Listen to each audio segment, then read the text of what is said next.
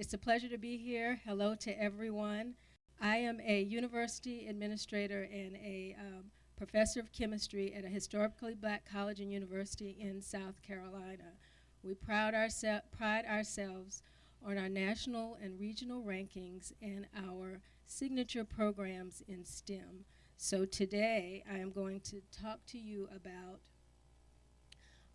the underrepresentation of minorities in STEM, a few challenges, and I have a message to superintendents, and then I'm going to leave you with a strategy that we're incorporating in South Carolina. In South Carolina, our challenge is the same as other institutions of higher education all over the country. And those challenges are enrollment, retention, graduation rate, post-graduation placement, and now one of those challenges would be reducing student debt. Another challenge that we'd like to add to that would be the underpreparedness of the college student, of the student that we are getting in higher education who is coming into college. And that underpreparedness is truly critical when that student decides that they are going to major in STEM. So about 28% of bachelor's degree students and 20% of associate degree students actually enter the STEM field at some point in their post-secondary education. A total of 48% of bachelor's degree students and 69% of associate's degree students who entered STEM fields in the fall of '03 and '09 actually left by the spring. Roughly half of those leavers switched their majors to a non-STEM field, and then the rest of them left the STEM fields by exiting college without even earning a degree or a certificate. Now, STEM attrition nationally has been correlated to many, many factors, but I only gave you a few. They include demographic characteristics, pre-college academic preparation, and the type of math courses that are taken in the first year, and STEM course taking. We have seen high levels of withdrawal rates, failed STEM courses, and they're associated with an increased probability of dropping out of college at the bachelor's and the associate's level. There's less success in STEM courses than in non-STEM courses, as reflected by earning lower STEM grades relative to non-STEM grades, and these are associated also with an increased probability of students dropping out of college without receiving a bachelor's or an associate's degree. And so what we're seeing is a huge dropout rate or high retention from the first semester to the second semester of a freshman entering college. So they come into college, they think that they want to major into a STEM field, they think they want to major in chemistry and biology. Everybody majors in biology because they want to be a doctor. They think they want to go into forensic science because they're watching CSI. They don't know that, that includes math. And then, of course, they think they want to go into engineering, and they don't realize that that's all calculus-based. And so the first semester, we are seeing that we have a huge retention and attrition and persistence rate nationwide. And the two factors that I'm here to talk to you about today are that the students are not prepared in math, number one, and they're definitely not prepared in reading comprehension. What does reading have to do with math? Somebody want to tell me? We were talking about it this morning. What does chemistry have to do with reading? What does engineering have to do with reading? What does physics have to do with reading? And so those are the two things that we're seeing nationwide with our students who are not being prepared in STEM, and thus they drop out.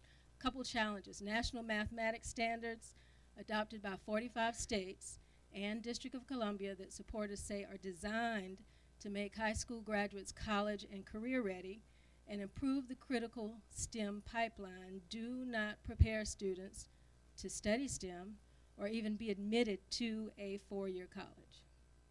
In addition, U.S. government data show that only 1 out of every 50 prospective STEM majors who begin their undergraduate math coursework at the pre-calculus level or lower will earn a bachelor's degree in STEM. Let's repeat that. 1 out of every 50 STEM majors who come into college and begin their coursework at the pre-cal level or lower will graduate with a STEM degree. Students whose last high school math course was Algebra 2 or lower have a 40% chance of earning any kind of college degree, not just a STEM degree. So you can see how important superintendents and principals the math is. So my message to superintendents this morning: an accelerated math sequence should be available from grade 6 on, so that mathematically able students can be prepared to enroll in and complete a full Algebra 1 course in their 8th grade year, and have a chance to consider a STEM career when they plan their math and science coursework in high school. Is this being done by a show of hands? Okay, very good. It's important to catch students well before they get to college to bring them into the STEM fold.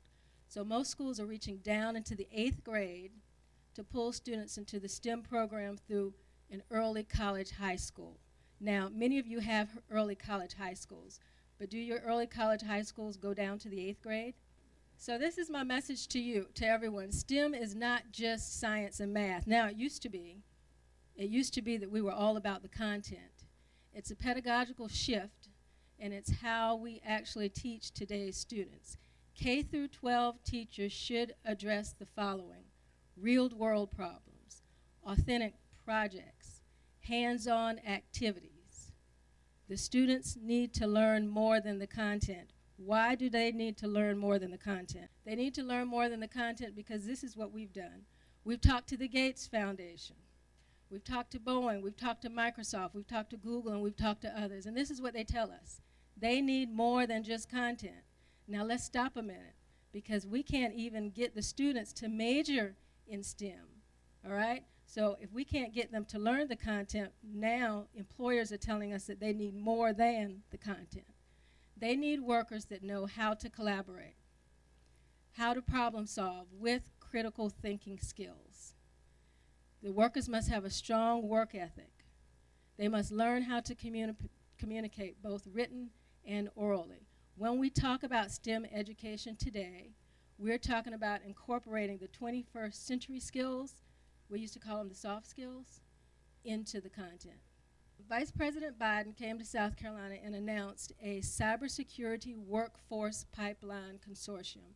And the consortium consists of many historically black colleges and universities across the nation, 2 national labs, and only one K through 12 school district. And this just happens to be in Charleston County. Is anybody here from Charleston County School District? Okay. Charleston County School District was chosen as the premier school district because I think the current Secretary of Energy visited Charleston County and just fell in love with the school district anyway. And so what they're doing is what we should be doing, what everyone should be doing in school districts across the nation, and that is building a K through 16 partnership with, of course, the school district, which you are the school district, higher education institutions, but it does not stop there. It used to, but now it's critical. We need to add on businesses. We need to add on corporations. We need to add on foundations. And now what we have done with the Cybersecurity Initiative is that we have added on 2 national laboratories. And so what's going to happen is the children in Charleston County, they are actually developing, the school district is actually developing along with the national laboratories, a cybersecurity curriculum. Cybersecurity is math, cybersecurity is computer science. So the students in the 1st grade in Charleston will be engaged in the cybersecurity curriculum through iPads, but through technology, the use of technology. And so students will be introduced to STEM and to math and to computer science and / cybersecurity in the 1st grade.